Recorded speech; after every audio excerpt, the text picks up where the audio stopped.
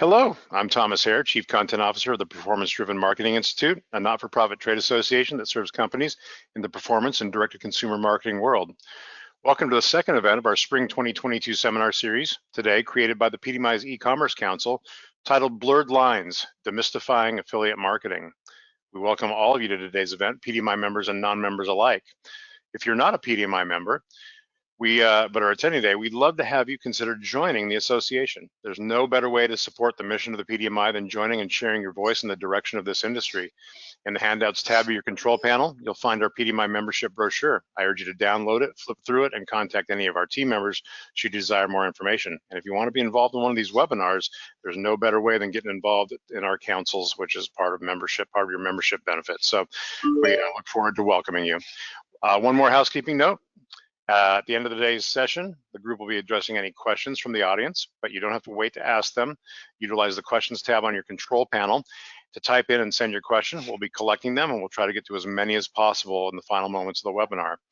Today, the e-commerce council welcomes this group of experts to present an exclusive in-depth conversation about affiliate marketing. That term, affiliate marketing, has come a long way since its appearance on the performance marketer's radar. Once reserved for a specific sector of online marketing networks, it's now used to describe everything from basic link shares by publishers to marketing agreements struck between influencers and brands. What must brands understand today about affiliate marketing agreements, outlets, and opportunities? And is the gentrification of the term easing their concerns about the riskiness of such ventures? Our group hopes to give you a few answers you can use immediately. We're thrilled to welcome Rasheed Ali, co-founder of Cash Network and Peak ROI, an affiliate network and direct response advertising agency. We also have David Stellato, who oversees Verve Direct and DFO Global's business development efforts. Daniel Kaufman, partner in the Washington, D.C. office of BakerHostetler and former acting director of the FTC's Bureau of Consumer Protection. And our moderator and e-commerce council chairman, Gregory Silvano of Boston-based Buyist. I'll say that 3 times fast. We welcome all of you. Thank you each for joining us. Greg, take it away. Thank you, Tom. I appreciate it. All right. If you have been in the direct response industry long enough, the phrase affiliate marketing probably evokes a strong reaction, and it might not always be a positive one. So that's going to be my first question. I'm going to send it over to Rasheed first. Is that fair? What has changed in the past 5 years, 10 years, whatever makes sense for a metric, in the direct response space? Is it the same that it was 10 years ago? No, the answer is a definite no. It's not the same as it was 10 years ago. 10 years ago, I would have said it is a legitimate form of marketing because I've been an affiliate for about 20 years already myself, and before even owning an affiliate network. So yeah, the answer is an absolute yes, it is a legitimate way. 10 years ago, we were very much email marketing, and there were, honestly, a lot of companies back then had a problem with managing, I guess, spam, right? Unauthorized data coming in and getting spammed everywhere, and that was really the biggest thing. And they also had very little controls over finding out where people were advertising and what they were advertising on links.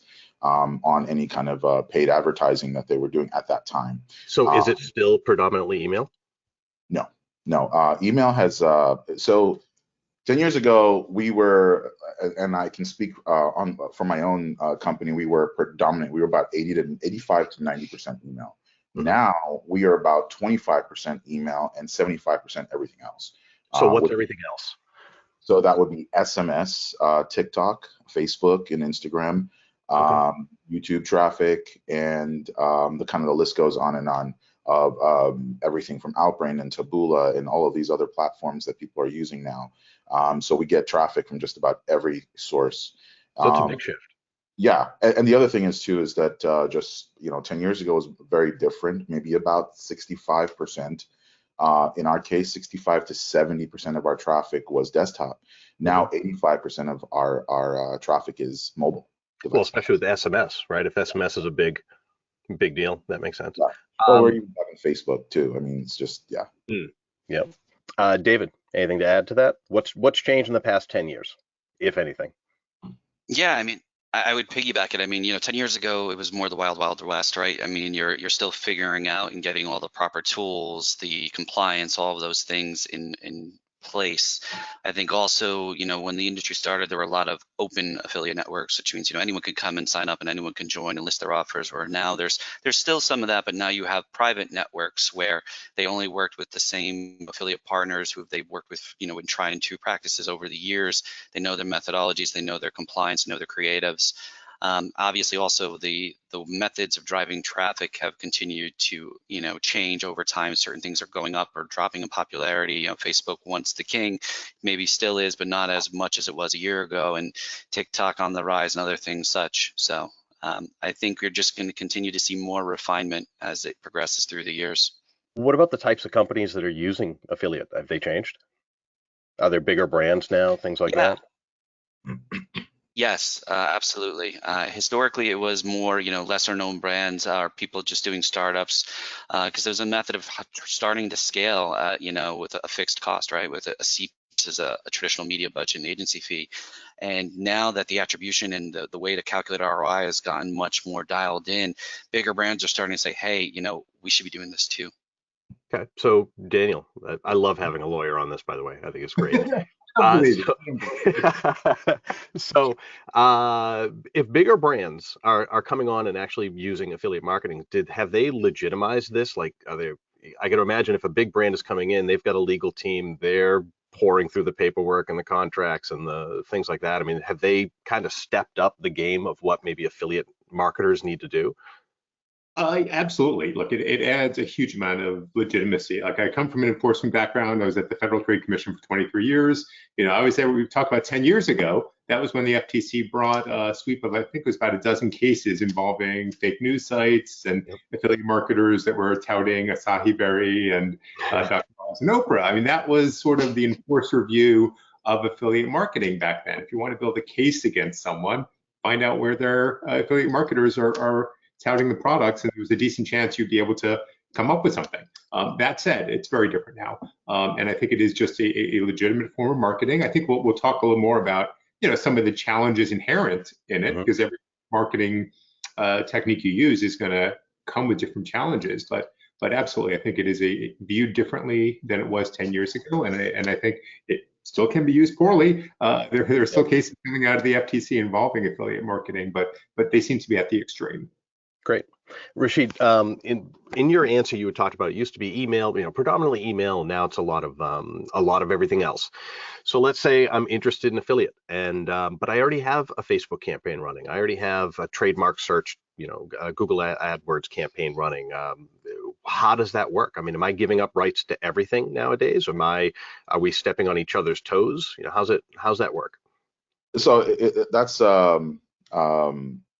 that's a little bit more of a detailed question to answer. So here's the thing, and I go by the philosophy, the rising tide raises all ships, right? So everything that you're doing cumulatively will affect everything else on whatever channels that you're advertising on. So if you're running Facebook, and you just have to think of the sheer scale of, let's say, Facebook, and let's say your focus is Facebook, or your focus is email, and even some of the things that are not as popular now. The scale of these networks, the network effect that you have there is, it's almost impossible to step on your own toes unless someone's doing brand bidding, right? Or if someone's doing targeting your brand as a keyword, or your product as a keyword. And yeah, so what you're saying is that Facebook is so big that nobody has a budget to exhaust on their own. Nobody has a budget to exhaust it.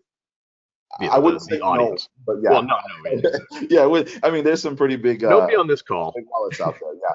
So I wouldn't say no one, but unless you're ready, willing, and able to build out a team of 50 people running ads, and managing those, and managing budgets and creatives, the best thing that you can do is actually use the network effect of having affiliates and their budgets generating revenue for you. Okay, David? Anything to add to that? Yeah, I mean, I would say it's definitely, if you have an in-house media buying team or agency of record, they can coexist with a proper affiliate program. It's very unlikely that you would be acquiring all the impressions, views, clicks, again, unless you had an unlimited budget. But the reality is, even with that being said, you have your in-house resources, your agency resources, they're going to be testing different angles, different campaigns. you're going to want other minds. Now you're getting a bigger army of people to come up with new angles, ideas, methods of testing on those same platforms, and they may figure out a way to scale faster or better than those limited resources in-house. They also may have more tenured experiences on those platforms than the folks you have in-house. So like, the obvious things like Rasheed noted, brand bidding, it's a no-brainer, right? If you have people in-house or on your agency who are managing that for you, that shouldn't be opened up to affiliates. But that's also why when you set up these deals, you have the proper constraints of what's in, what's out when you're rolling them out. So you can have, permission-based contracts. I mean, say, hey, no touching this, no touching that. And affiliate networks exactly. are okay with that? Absolutely. They are. I mean, obviously, sorry, again. Sorry, David, go ahead. Yeah, so David, you're dealing with about a 2-second delay. So you go. Apologies. No, I was going to say, yeah, I mean, affiliate networks are fine with that. As long as they have the rules of engagement and where they can and can't go, that's how the offers are set up and promoted to the affiliates. Got it. So actually, so David, yesterday you had an interesting point. You had said DRTV companies, the product marketers, they're savvy marketers. They could always rebrand a product if they wanted to. Do you want to expand on that? Yeah, so it's interesting. So with some of the partners, especially partners who have manufactured, developed, and patented a lot of their own products that are worried about cannibalization, what I've done with them in some cases, and even also to give proper attribution, is we've had them come up with a secondary brand just for us to focus on. So it's easy for them to scale and then give proper attribution. But what it also does for them is then, in the SERPs, now if someone's searching a specific type of product, like a compression sleeve or whatever, now their product A may be coming up for the television brand while their secondary is coming up for the affiliate or vice versa. So there's ways to do this without cannibalizing, while still being able to grow your overall scaled volume, if that is ever a real concern. Excellent. So you had mentioned, tapping into Facebook, using an affiliate network for their expertise in Facebook, right? They might be able to squeak more out of that channel, that platform, than you could do on your own. Is that a safe assumption? If I were to think about affiliate marketers, are they subject matter experts in their particular channels? If you do, and Rasheed, I'll send it to you first, and I'll use SMS as an example. If we're going to open up SMS to an affiliate network, is the assumption that these folks are just SMS gods? They know how to just kill that particular channel? In general, the answer is they're generally not subject matter experts specific to your vertical or niche, whatever you're in, whether you're selling supplements or insurance or whatever the case may be. The affiliates are never, usually, unless they're a content publisher doing SMS, they're generally not subject matter experts. They're usually experts in the technology, the data, and the platform that they're using to drive traffic. That's usually their subject, their expertise. And then that's where some of these guys are amazing, but they stink at copy.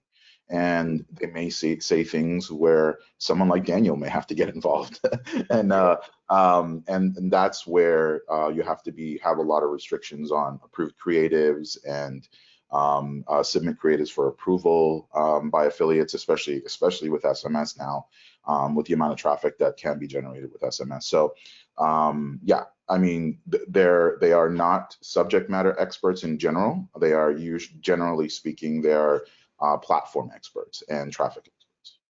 Okay, so continuing down that thread. So if I bring on an SMS, I bring on a Facebook or organic search affiliate marketer, they are very good at that channel, but I shouldn't let them just create their own content and not, give them free reign to everything. So I'm actually going to start with Daniel on this one, because I think it's don't give anybody free reign. That would certainly be my starting point. Look, it is a absolute legitimate good marketing channel to do, but as with any other thing that you do, there are different elements of control you might lose. So it is important that you maintain control, particularly over the content of what's being said about your products. When you're sort of looking at FTC, state attorney generals, words really matter. the existence of disclosures are really important. And you want to make sure you're working with a network where you're going to be able to tell them sort of what can and cannot be said, have real clarity on the messaging, have clear guardrails like this is not acceptable, this is acceptable, because you're going to own it.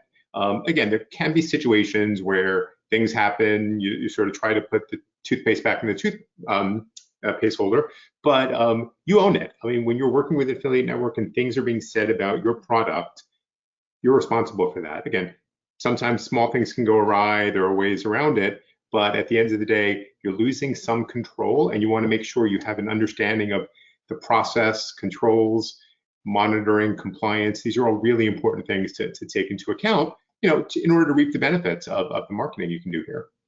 So when there's this rogue affiliate marketer, right? When there's a bad situation, is it because, and anybody can answer this one, the three of you, whoever wants to chime in first, is it because they are bad, or is it because they are not properly supplied with what they need, right? So, and I asked this because Rasheed, you had said, they're not copywriters. So does that mean if you're not giving them the copy, they're just winging it?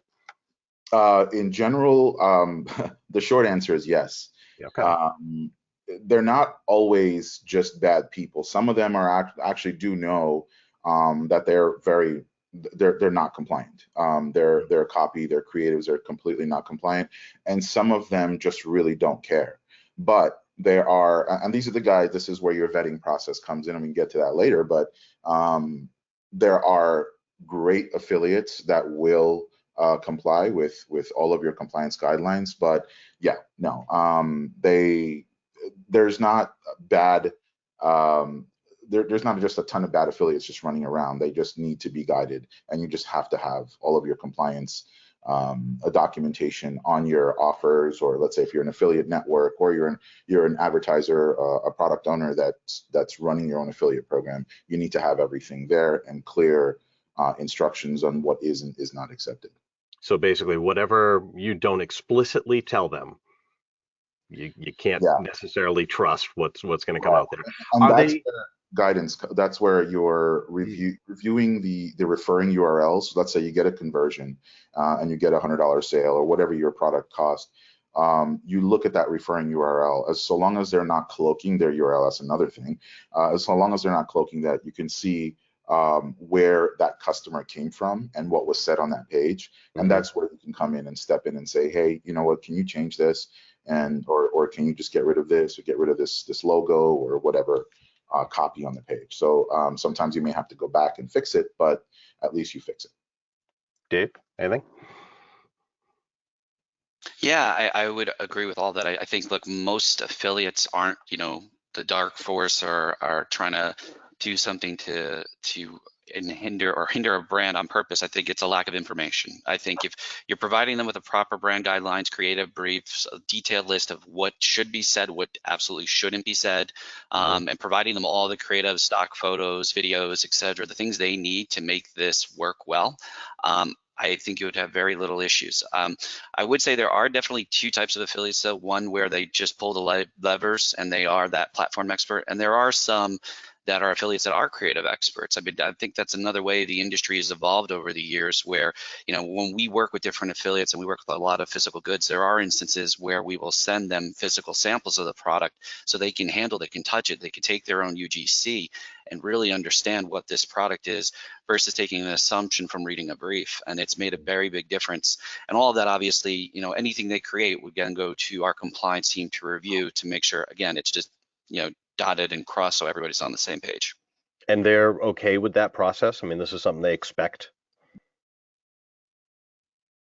Absolutely. I mean, it's part of it. If you want to be doing high on a network that's private, that's going to give you exclusive offers, you're going to have to do the proper work for it. I mean, and again, most of these guys, they prefer if you're handing them things, and the guys who are willing to go that extra mile, have that creativity, they want to do that because they want to have a leg up on the other guys who don't have that skill set. Got it. Rasheed, anything to add to that? No, I think David pretty much covered that one. Perfect. Sticking with bad affiliate for a second, that's actually not the focus of this webinar, but I want to go back to Daniel. Have things changed at the FTC, right? So yes, affiliates are legitimized now. That's great. I've read headlines that say FTC can't collect money like they used to, and that substantiation of claims on social media doesn't need to be as proven as it may be on TV. What's the reality? So, it's interesting. There was, I'm not going to go too much into law stuff, but a big Supreme Court case last year called AMG that significantly limited the ability of the FTC to get money in federal court. So unfortunately, a lot of people have interpreted that as FTC can't get money. Not true. There are other things the agency can do to get money. There are other statutes they can use. They can go administrative. They can partner with states. We've seen a number of cases with the FTC. If they can't get money in federal court, they bring in whatever the relevant state is, which can get money. So, starting point is there are ways for the FTC to get money, and we keep on seeing. Not going to dodge them is basically the answer there, right? Exactly. They will find a way to get money, or at least try to get money. It might be on shaky legal grounds, but there are some real legal grounds they do have. So that's one thing. And the other thing, it's interesting. I've been in private practice for 6 months now after many years at the FTC. And there does seem to be this myth that, like, hey, if you're making claims through social media versus TV and radio, it's somehow viewed differently, that you can have a sort of more flexible level of science for your claims if you're making like health claims. And it's just not true. When you're dealing with an enforcement agency, someone there is looking for what are the worst claims that are being made for this product. And when you're building that case and you're trying to build a case, you're not looking at TV because that is going to be the sanitized stuff. You're looking at websites, you're looking at affiliates, you are looking at social media posts. Like, that's where enforcers find the meat and potatoes to build up an advertising case. So and there's no deleting it. The internet never forgets, right? You go to webarchive.org and find a sample of that page. Dealing with that issue with a client right now. Yeah, no, the internet doesn't forget, and it is the easiest way to build up a case, and the same rules apply. If you can't say it on TV, you can't say it on TikTok. Got it. What types of products, and we'll go to Dave on this one. What types of products or offers are right for an affiliate campaign? Are there certain categories or certain price points or anything like that? Sure. I mean, there's different types of affiliate campaigns, right? There's CPA, cost per acquisition, CPL for lead gen, CPI for digital goods. But for physical goods, we have a certain checklist, and it doesn't mean that if not all boxes are checked, it's a no-go. But usually, if they check majority of them, it works. And so things that sell well, multiple quantities, things that are lightweight to ship, things that are an everyday use item, things that save time, money, promote health and wellness, or better night's sleep. And avoiding things that they're heavy, they're big, they're bulky, they're overly expensive. They have shipping constraints. Maybe there's a big battery or a liquid, or require extra due diligence, like EPA, FDA approval for getting those products in and out, which also could be a good thing for a company, because if they're willing to go through those extra hoops, then it'll prevent people from trying to copy their products. But these are the types of things, everyday use items. Anything that's a no-go nowadays? I mean, in the past 3 months, have there been campaigns that have come across your desk that you're like, no, it's just not right? Either maybe because of seasonality, but maybe just the mood and temperature of the affiliate networks right now. I mean, is there anything that's just not right, or is everything worth considering? I'd say depending on where it checks those boxes, I mean, take a look at everything, but there's certain things that are obvious no-goes versus others, right? If someone comes to me and says they want to sell a bed in a box, well, the price on that's going to be very high. It's going to be heavier to ship. So if they have a pillow product, maybe we start with that, because that's something that sells well multiple quantities. Why would the weight and the fact that it's a big box and heavy to ship, why would that matter? Costs, because obviously it's your numbers, right? It all has to back out. And also people online who are buying, they're seeing these ads in their Facebook feeds while they're seeing things. They tend to be impulse buyers, right? If they see something they want it now. And so when it's a bigger, higher price item, they're going to want to do more consideration. Maybe they're going to shop around, go to Amazon. So you want something that's going to grab somebody's attention, and they're going to act on it now. Got it. Rasheed, over to you on that. Are there different, so the original question was, are there different products or offer types and things like that make sense for an affiliate network or don't make sense? What about like offer structures, CPA? Does that play into this at all? Rev share, that kind of stuff? Yeah, so to answer the question, there's the CPA model, and generally I kind of compartmentalize CPL, even though it's the same thing. It's very different. There's the CPA CPL model where it's a flat rate, and then there's the rev share model, which is a percentage of revenue or profit, depending on what it is, right? So if the product is like David was saying, a bed in a box, you might have a 20% commission, or you might have a 10% commission, but it's a $3,000 item, and let's say it's a 20%, that's $600. That if that affiliate can generate a $3,000 sale for $300, when their ROI is there, and they're willing to do that. It really depends. But yes, there are some things that probably are not good. It really it depends on the affiliates and what they can actually get approved on the platforms that they're advertising on, right? So there are rev share models for SaaS products that bill at an annual rate of $1,000, and the commission structure might be 50%. So that's a $500 commission. Yeah, they're going to spend $200 to generate that $1,000 sale easily, right? Or $300 if they wanted to. Then you have products like nutritional supplements and that type of thing, where average order value matters, right? And things like if you're going to sell in bundles, single bottle, 2 bottles, 3 bottles, 4 bottles, whatever it is, if the average order value is $300, then you can, as an advertiser, when I say advertiser, as a product owner, you can easily pay out a flat rate of, let's say, $150 to $160 per sale, so long as the affiliate is performing above the average order value of $160, right? So there's almost anything can be sold online. I've seen so many different models and so many different things that have been sold online. It's really hard to say what can't be sold, and obviously there's the obvious things like guns and that type of thing, but Are affiliates particularly excited about any type of offer over another? I mean, are they going for the recurring revenue? Does that excite them more than a CPA, or is CPA nice and clean and that's what they prefer? Or there's just no answer to that? There's no real easy answer to that, because it really depends on what the business model of that affiliate is, right? If they're a professional affiliate, then they may have their hands in a lot of different baskets. They may have a team working on just a recurring revenue model, and they may have a team working on strictly on the CPA model. So it really depends on the affiliate's preference, and also seasonality, right? So there are just some things that work better during Christmas, or from October or September to Christmas, and there's just some things that work better from January to June. And it really depends. Anything from a CPL or a lead gen offer for auto insurance or car warranties or any of these things, they do have their seasonality, but they are essentially evergreen markets, right? And then there are, certain things that just kind of really go nuts, like skincare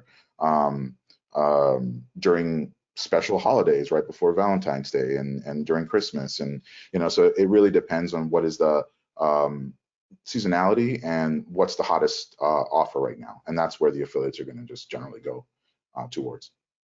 Daniel, are there certain product categories? I have to laugh every time we talk to you, because it's like over to the legal expert. Are there certain categories or offers that could garner the attention of the feds? Yeah, so look, there are always going to be areas that law enforcement is more interested in, and areas that they're less interested. Bed in a box, generally not that interested. As long as there's not a hot topic, yeah. Not a hot topic, but anything involving a subscription service, anything with recurring charges is a huge area of interest on what disclosures are being made, how's it being made, when are decisions being made. So any of and that's a broad category of products that are sold with subscription services, quite enormous. Big area of interest. So I would say look, health and wellness products are always going to be a big concern. It's also an area where it's probably the easiest to sort of run afoul of the ad copy. You replace the word help with cure, and you've got a big problem on your hand, depending upon the ad copy. So health and wellness. And look, I would say when you look at the recent cases that the FTC has brought, and I don't think this is what we're really talking about, but making money claims, any products that are out there offering coaching services or run your own business, those are the things that are subject to really high scrutiny right now. And I would add finally just, testimonials and endorsements, anything that's being sold through the use of testimonials, again, highly regulated area. And there's again, a lot of potential for some problems there, but bed in a box, probably pretty safe, but as long as it doesn't cure insomnia, that's the key. You'll be surprised. You'll be surprised. So actually, you know what? I want to expand on this with both David and Rasheed. And this isn't something we talked about earlier, so hopefully it flies here. Without giving any names or any real details, have your clients, or not through you, just in stories that you've heard recently, when they did run into problems, what was the cause of that problem? And again, you don't have to get specific, but was it, yes, reviews, it was a claim, it was an offer, or have you never encountered a problem in recent times? Let's stick to the last 5 years. So me personally, very first lawsuit we've had in 20 years in business, and that was with one of the largest companies on the planet. I'll put it that way. And yeah, so as an affiliate network, you're essentially a middleman, right? You're a middleman between the advertiser and the affiliate on either side, and you are the pass-through traffic. And whatever the advertiser does or whatever the affiliate does, they're still going to hold you responsible as an affiliate network. Now, in this particular case, it was logos and branding that was used on both sides. Okay, so it wasn't a government case; it was a private company. No. So, okay. Sorry, did you want government cases? Oh, no. Okay, yeah. So this was publicly traded company, went after just about anyone. We got dragged into that mess, and so we had to deal with that. They didn't want us, but inevitably we're just a speck of sand on the beach. In comparison to the pockets that we're talking about, and to the scale of what was actually going on. So were you a rung on the ladder that they have to go up to get to where they wanted to be? They essentially wanted the advertiser, because the advertiser was, and that's where I guess a lot of the viewers on this on this webinar will know a lot better not to do. But the advertiser was being pretty aggressive with his marketing. There was warnings from us, but there was a lot of page rotations that were happening, where there's certain instances where you cannot control. This is where a lot of controls have to be put in place, where you can't control what an advertiser does on their end if they're rotating a link. And you can't control what an affiliate does if they tell you, hey, I'm going to run this, but they run something completely opposite, or they redirect traffic from somewhere else to the product that's on your platform, right?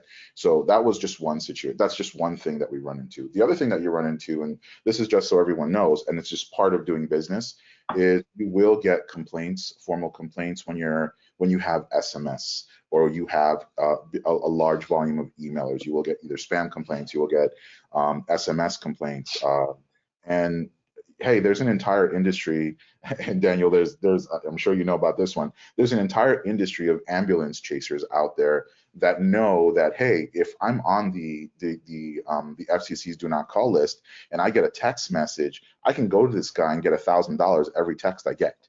So what they do is they track the phone, the links, and they go back and they find you, and they find out who it is that you're marketing through. They find out who the advertiser is, and they basically, it's legal extortion, right? However, there are ways to fight it, but inevitably it's just the cost of doing business, where it's, okay, how much am I going to spend on legal to fight this? Or is it worth doing, basically? Yeah. Can I set up a contract with this person? Never bother me again. Your number is blacklisted. And so there's an entire ecosystem of companies out there that are blacklisting services for situations like this, where there's groups of people out there that are just, so those are the two things that we most recently had to deal with, but it's just the cost of doing business. So David, sorry, thank you. David, same question to you. Have you had any issues, and I mean, you don't have to get into specifics, but if you have, what was the cause of that issue, right? So the idea is, what should somebody kind of be on the radar? What should be on somebody's radar for, hey, let's make sure this doesn't happen. We haven't, knock on wood, had any major issues or anything, honestly, in quite some time. And I think it has to do with a due diligence process of the compliance checking, having a compliance team. There was something a couple years ago where I had a client that, they were testing a new OEM product. It was one of those mini pocket drones that they sourced overseas, and it was doing well, and they came up with a clever name for it. And it turned out over time that they figured out, based on their scale and their volume, there was a professional sports league that had a fly-by camera product that had the exact same name. So it infringed on that trademark of that product. And so, they quickly rebranded and, updated the advertising. But I would say on the affiliate side, I mean, if you're arming them with the right information, the right creative, most of them have the right intentions. And the ones that don't, there's tools out there now to monitor. I mean, they're spy tools. So if someone's running something, if they present to you and your compliance team a proper creative and then try to go run something else, it's pretty easy to pick up on that using the different various tools and see, what's coming in through their traffic links. I think that's great. I mean, the answer for both of you was that, it's not like we're getting sued every month here. It's not like we have the government breathing down our backs. I mean, to me, that legitimizes, because both of you do a lot of business, right? So, I mean, to me, it legitimizes what affiliate networks are today. So I think that's great. Okay, so what is the most dangerous mistake I could make as a rookie getting into affiliate networks? Let's say I am a product marketer. I've got a product and I've heard about affiliate markets and I want to get into it. Actually, David, we'll have you keep going. What's the biggest mistake I could possibly make? Know your numbers, know your numbers, know your numbers. Know what it's costing you to source something, to land something, what your CPA acquisition costs are, your customer service fees, what your refund rates are, chargebacks, everything, and build buffer in there, because things do happen. Something, for whatever random reason, maybe product gets caught up in customs and it slows down delivery, so you have to account for that. Making sure you understand your numbers and monitor them constantly. It's not a set it and forget it. So it's actually be a good business owner is it's the stuff you always should know, but maybe due to the scale of affiliate, they might expose those problems a lot quicker. Rasheed, same question. What's the biggest mistake I could make as a rookie coming in? I agree with David 100%. And just to add to that, that is actually the first biggest mistake that you can make, is not knowing your numbers. The second would be not having your guidelines of do's and don'ts, your everything that Daniel and team would advise you to do is exactly what you should do. And having a creative database essentially for your affiliates to reference. Because if you have that, if you know your numbers, like David said, and then you have a full-on affiliate database for everything from images to banners to even if they go out and they create their own version of it, and they'll probably do a better job than you a lot of times. At least they have a guideline to go off of, and they are not just kind of winging it like we talked about earlier. So having those two will put you in a very powerful position. So if I wanted to do affiliate, what stage of my campaign should I bring them in? Should it be right from the start? Should I flush out the offer first and run a bunch of Facebook ads on my own and then bring it in once I'm more established? What's the rule? We'll go to Dave first. Sure. I mean, look, I think when you're looking to work with affiliates, if you have an offer that's already kind of fleshed out and you have metrics and creatives you can share, it's going to take off much faster than something that is brand spanking new that still needs to be figured out. Affiliates are going to want to have test budgets to be able to crack the offer and figure out what angle actually works and backs out. I don't think there's harm either way. I think it's just making sure you know what your strategy is and being upfront with the affiliates and the peeps you're working with on that. If you have the in-house media buying capabilities or an AOR you're working with that can give those metrics, you're going to launch much faster. But I don't think there's a wrong time. I mean, you can bring them in at the beginning or concurrently with other things. Rasheed, anything to add to that? Yeah, I would say, I would agree 100% with what David said. What I would do is definitely get some established metrics first, know what your numbers are, just like you said earlier. And once you know that, then you can almost immediately get into the affiliate game. But there's a small caveat to that. If you are, that is if you have something that's a very original product, right? If you have something that is a let's say a nutraceutical or a weight loss product, or it really depends on what it is, and that there's an established evergreen industry already, then all you have to do is, like David said earlier, go in and use spy tools.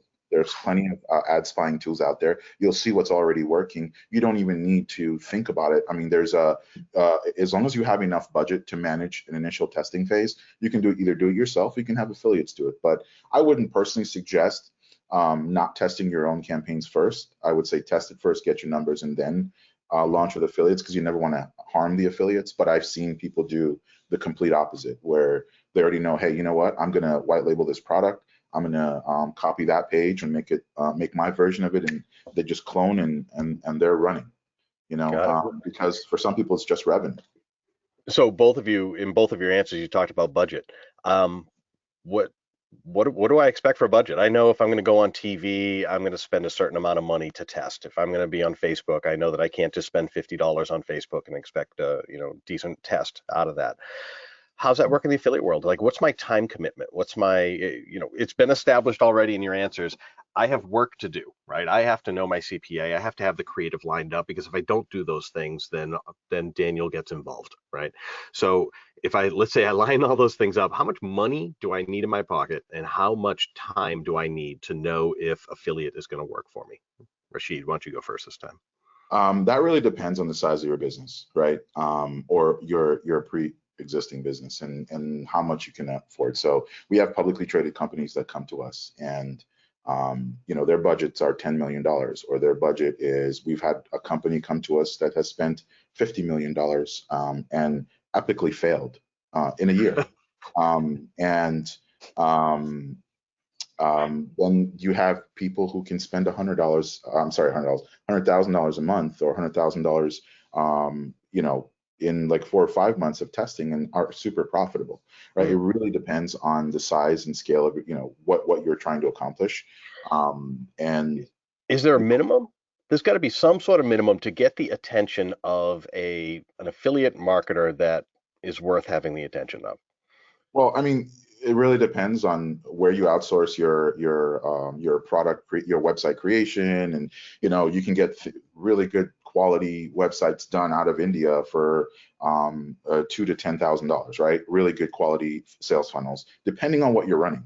It really truly depends on what type of product you're running.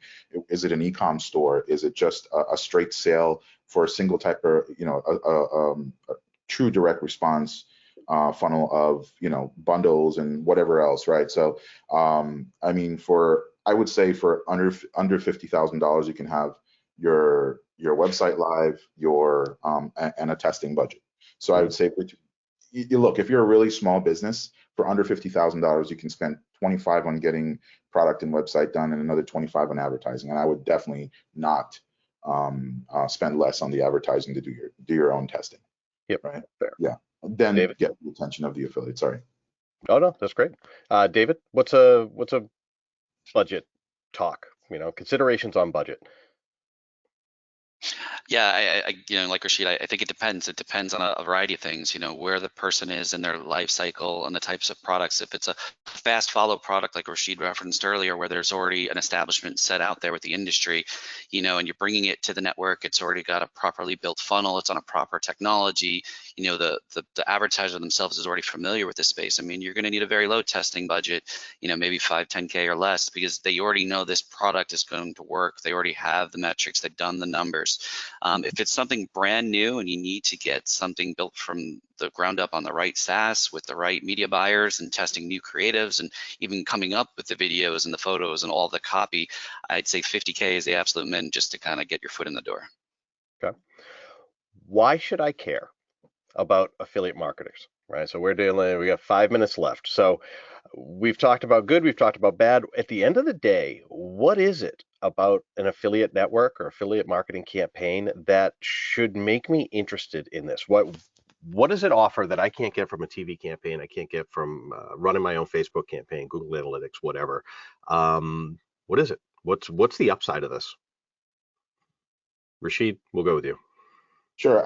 For me, as someone who started a business out of my spare bedroom 20 years ago, I'll be honest, like the thing that attracted me to the affiliate marketing world, I had an affiliate network, my own little group of affiliates, what is it, 18, 19 years ago. And it was early days. The thing that attracted me the most was 24/7 revenue, right? With television, it really depends, unless you have like a gamut of commercials running at any given point. Your ad comes on, you get a spike of traffic. Your ad comes on, you get a spike of traffic. With the affiliate, you have that network effect of leveraging everyone's ad budget 24/7, 365.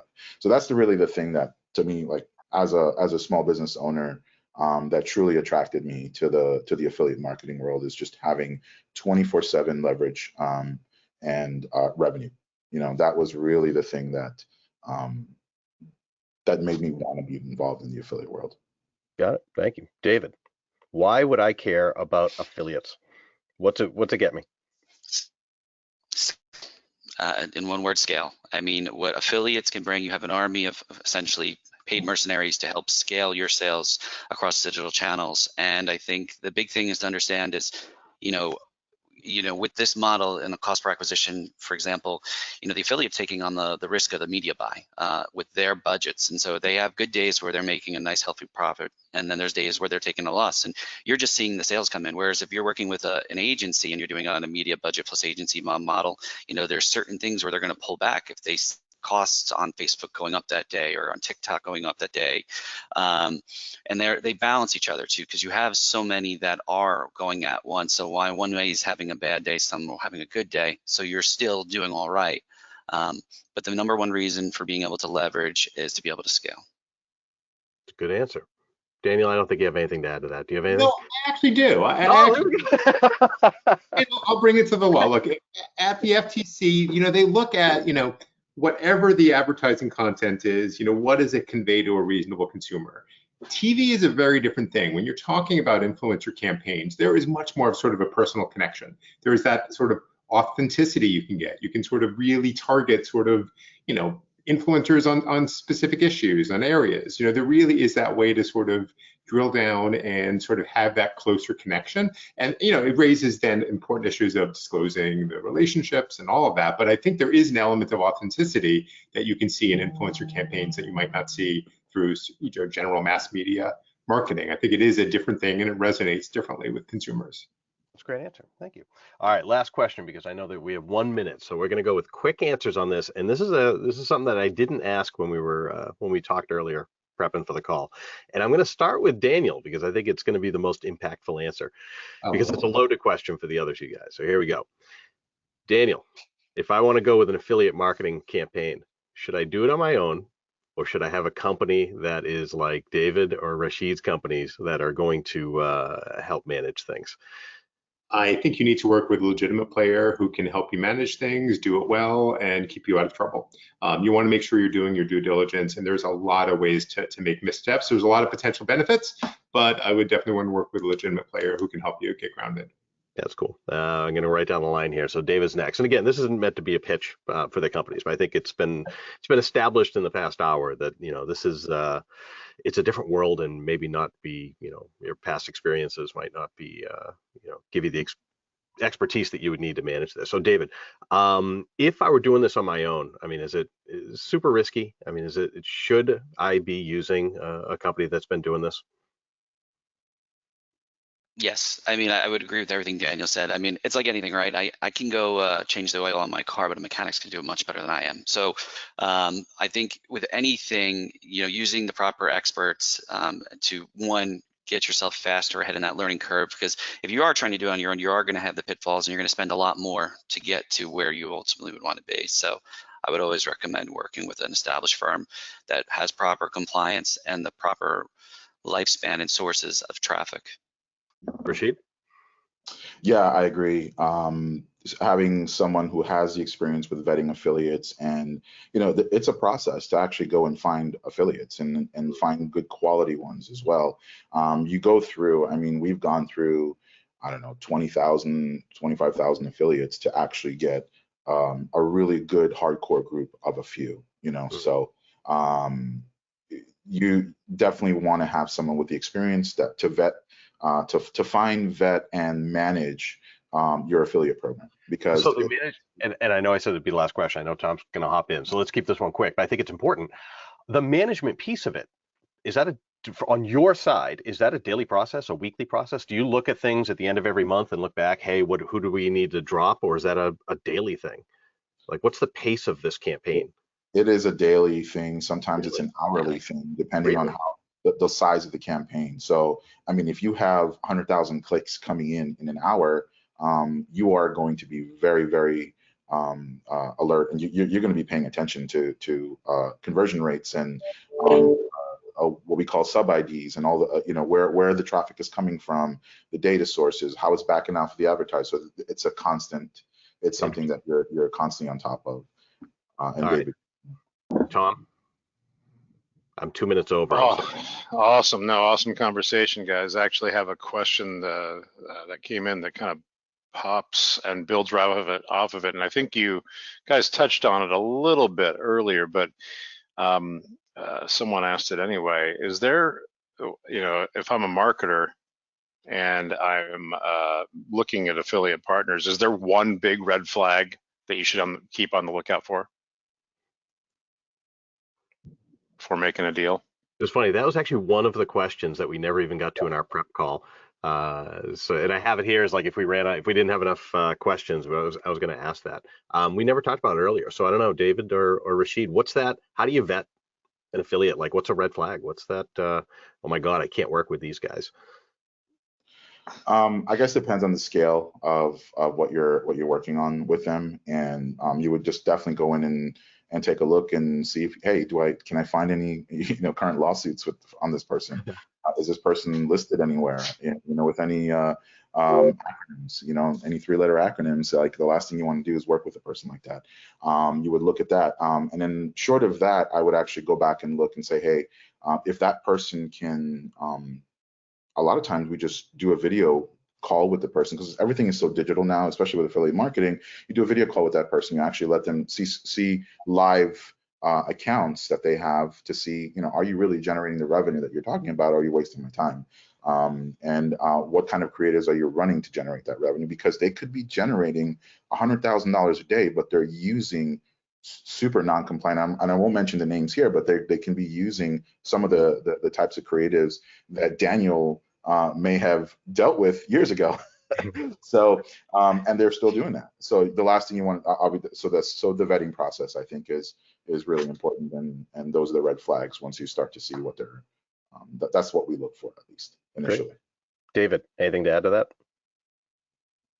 Yeah, I think the KYC, the vetting is the most important, you know, actually getting a proper background, getting the information from the affiliate, doing the video calls, doing a proper onboarding, and honestly, tenure. I mean, you don't want to, you know, avoid anyone who's brand new to the space or looks like they're younger in the space, because sometimes those are the folks who are cracking the newer platforms faster than some of the old dogs in the industry. But I mean, tenure is a big thing. I mean, if you've been around the space long enough, you have the case studies, you have the experience, you have the accounts, and you can share the ads, then you know, you're a proper person to be able to work with on this. Daniel, anything to add? Look, those were spot on answers. You know, vetting, compliance, those are really important things. And look, if a law enforcement agency comes knocking, that's one of the first questions they ask, is sort of, what did you do? What was your due diligence to sort of, before you kick this off? And that's good to know. A story that you sort of engaged and you did your due diligence and you tried. And it is important to have that information and be able to present that if things go awry. Hopefully they won't. Lots of legitimate players out there. Which means you should document that. It's really important to document things. Yeah, that's interesting. Okay. Tom? Yeah, here's a question that kind of touches back on our original description of this, which is, you know, the expanded understanding or thought of what an affiliate marketing means. How different is influencer marketing versus affiliate marketing?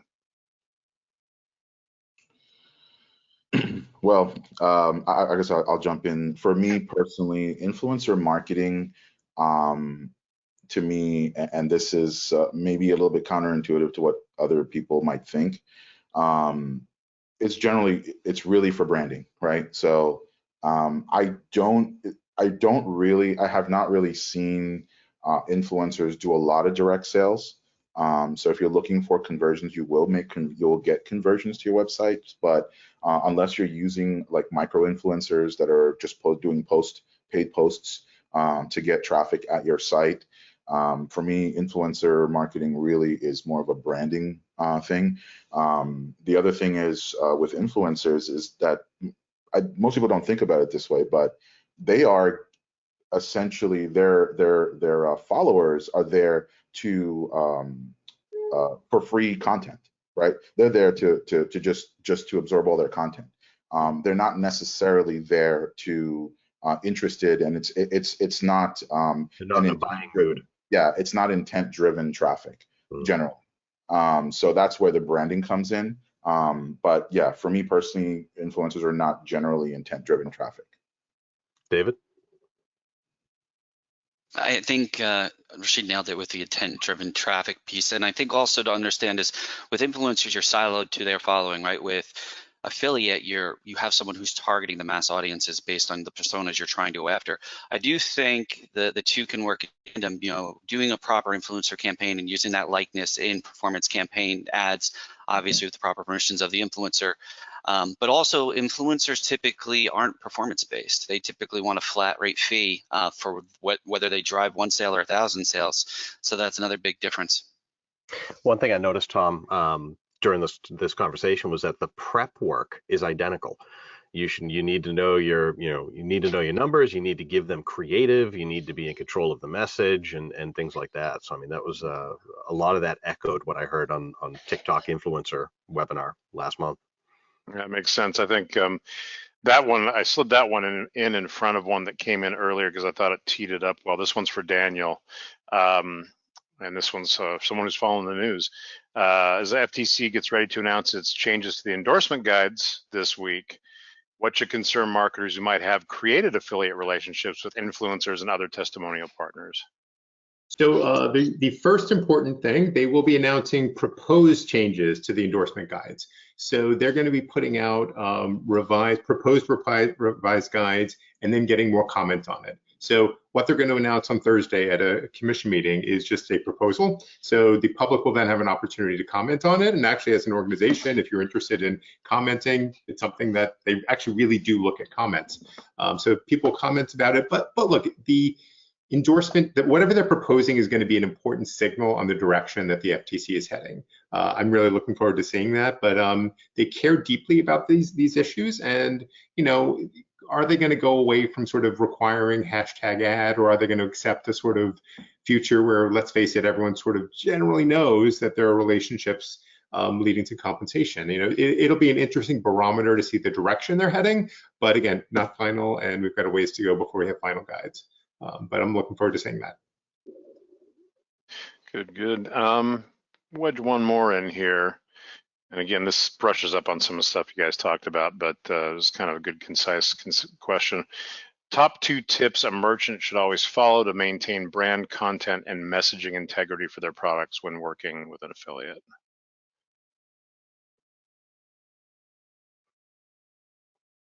Say it again.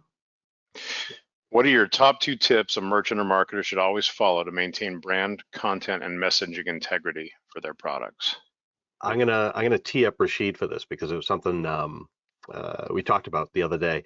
You had talked about how it might hurt traffic a little bit, but you'll often have an agreement where you have to approve the content and the copy and the creative and everything before they're allowed to use it. So there's a whole process. Yeah, generally speaking, affiliates like to have the freedom to do what they want to do within guidelines, but once you have certain restrictions such as approved creatives only, or a creative submission process where they have to submit the creatives and get them approved, and then legal has to review those. That's really one way to truly control it. And that would be the way I would suggest to maintain your brand integrity, especially have some guidelines. You could have a separate agreement specifically for your brand, especially if you're working with an agency or an affiliate network management firm.